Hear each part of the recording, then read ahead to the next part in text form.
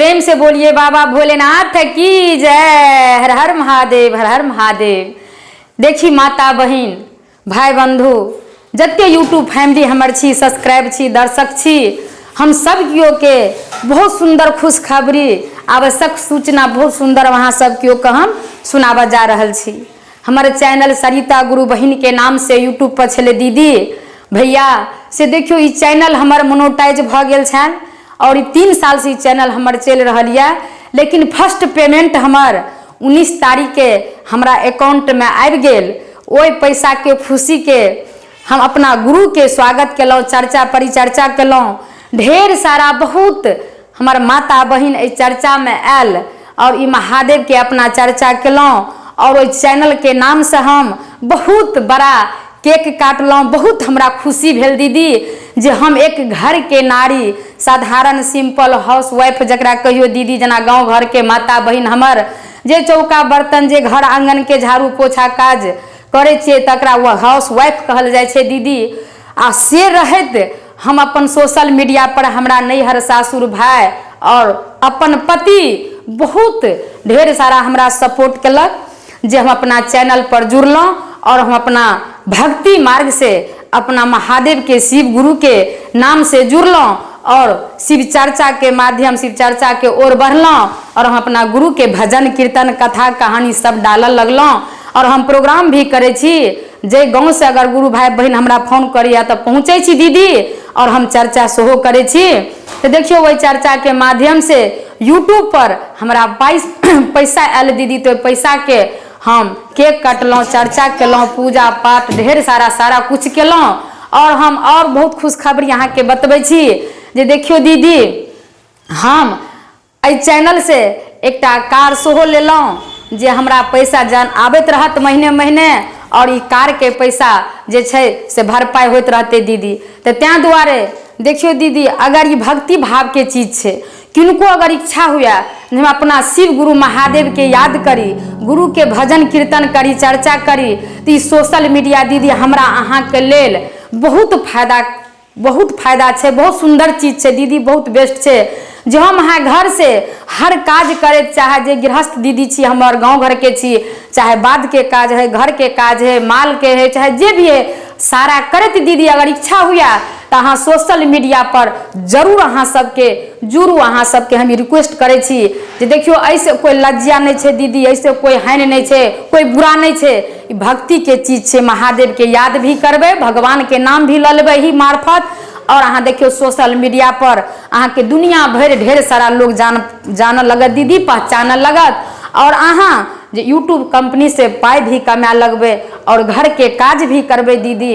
आ नीक राह रास्ता पर चल वाला के लेल दीदी पड़ोसी है, दियाद है, चाहे दोस्त है, कनी दिन टॉर्चर जरूर करे छे, अपन फैमिली भी करे छे।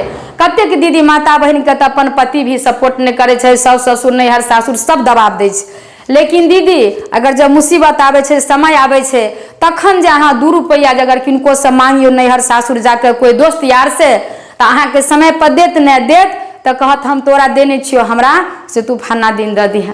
लेकिन दीदी नहीं, भगवान के जे छन से गुणगान करू और सोशल मीडिया पर आओ।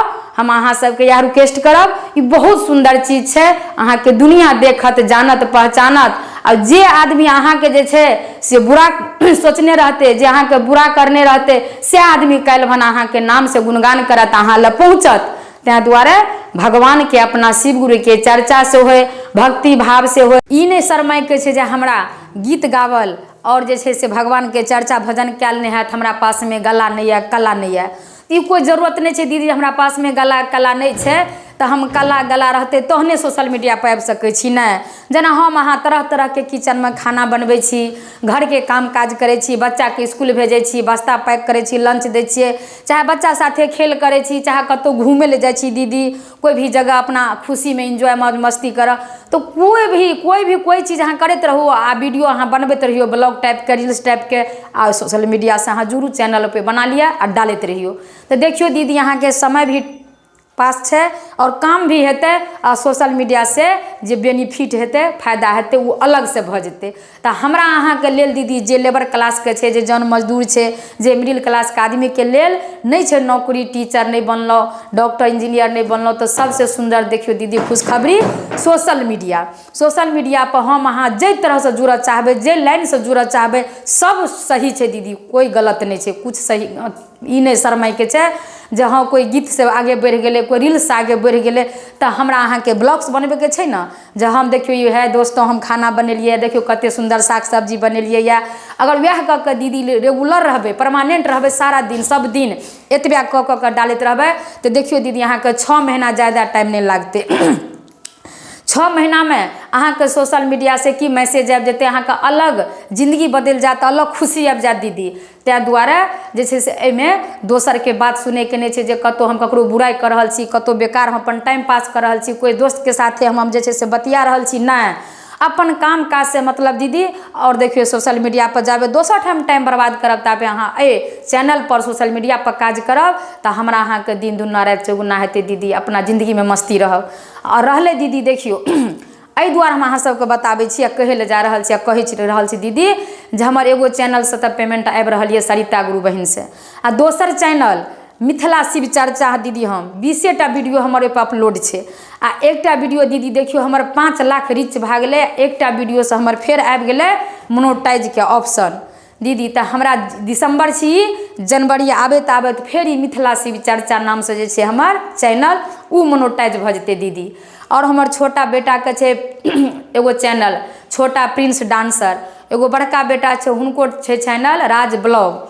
तो देखियो दीदी हम सब पूरा फैमिली धीरे धीरे जे छै से जब बुझ गेलै सोशल मीडिया पर जे कोन हिसाब से वीडियो डलेते, केना पाई एते, केना मोनेटाइज है छै, तो सारा सिस्टम जे छै से बुझ गेलिए, सब जानकारी भ गेलै। तो हम पूरा अपन फैमिली सोशल मीडिया पर जुड़ गेल छी, हमर माझिल बेटा, बड़ा बेटा, हम अपने और सपोर्ट हमरा पूरा फैमिली पति के या दीदी। तै दुआरे जे छै से अहाँ सबके हम कहि रहल छी जे अगर जे दीदी के इच्छा या जे हाँ हम सोशल मीडिया पर आबी काम करी, चाहे जही तरीका से हो, जे लाइन से है, जे लैंग्वेज से है, तो अहाँ अगर मिल चाहे छी हमरा से, अगर कोनो सपोर्ट चाही तो हमहूँ सब दीदी जब नहीं जानकारी छलै, जब नहीं बुझे छलहुँ हम चैनल के बारे में, कोना वीडियो बनेबे, कोना सब्सक्राइब है छै, कोना एडिट है छै, कोना अपलोड है छै, हमर पीछे वाला वीडियो सब देखबे दीदी तो जहन अहाँ अखनी डराइत हेबै ना, शरमाइत हेबै ना, तेनाहिते हमहूँ डराइ शरमाइ छलिए जे कोना बाजबै, कोना कहबै, कोना वीडियो डालबै। लेकिन धीरे धीरे होइत होइत बहुत बहुत दूर जाके एहि बारे में जानकारी ले के लेल से बहुत बहुत जगह घुमलिए दीदी। लेकिन जहिना अहाँ सब हमरा दुलार देलहुँ, प्यार देलहुँ, दिल से आशीर्वाद देलहुँ, आगे बढ़ेलहुँ, तहिना हम भी चाहे छी हमर कोई माता बहन भाई बंधु दीदी हमरा से अगर सपोर्ट मांगे जे भी लाइन में, तो अगर इच्छा या हमरा ला आवे के, तो मधुबनी जिला और मधुबनी मार्केटे में हमर घर या, तो अहाँ सब कमेंट में लिखब, तो हम अहाँ सबके नंबर देव, एड्रेस देव, बता देव आब। और जे सपोर्ट हमरा से भ सके छै दीदी से जहिना हमरा दिल से अहाँ सब प्यार दिलहुँ, तेना हम अहाँ सबके दिल से सपोर्ट करब। एगो दीदी हमर कहलथि जे दीदी हम बड़ गरीब छी, हमरा चैनल नहीं खोल देब, हमरा सपोर्ट नहीं करब, तो हुनका बजेलियन तो उ एलन, हुनकर चैनल खोल देलिए। देखियो दीदी ओकरा 2 महीना नहीं भेले, हुनको चैनल मोनेटाइज के ऑप्शन में से घुस गेल छै, हुनको मोनेटाइज भ जेते। तहन की केलिए, हुनका प्रमोशन भी क देलिए। उ दीदी एलखिन हमरा लग में, तो कतौ से अगर दीदी अहाँ एबे हमरा पास तो अहाँ के रास्ता के खर्चा जे भी भ जाए, लेकिन हमरा ला आवे के लेल अगर हमरा से सपोर्ट चाहिए तो हमरा के पास कोई खर्च नहीं है दीदी, कोई चीज के नहीं। जना अहाँ से हमरा सपोर्ट केलहुँ, अते ऊपर उठेलहुँ जे हम आबि रहलिए सोशल मीडिया से हमरा पैसा इनकम भ रहल है, और हम की कहूँ खुशी से तो भगवान के स्वागत करबे केलहुँ, चर्चा सब भैया दीदी के बजा के केक काटबे केलहुँ, सब कुछ खुशी केलहुँ अपन। और ऐसे सुंदर बेहतर खुशी यूट्यूब के माध्यम से, चैनल के माध्यम से, अहाँ सबके आशीर्वाद से एकटा कार लेलहुँ हन दीदी।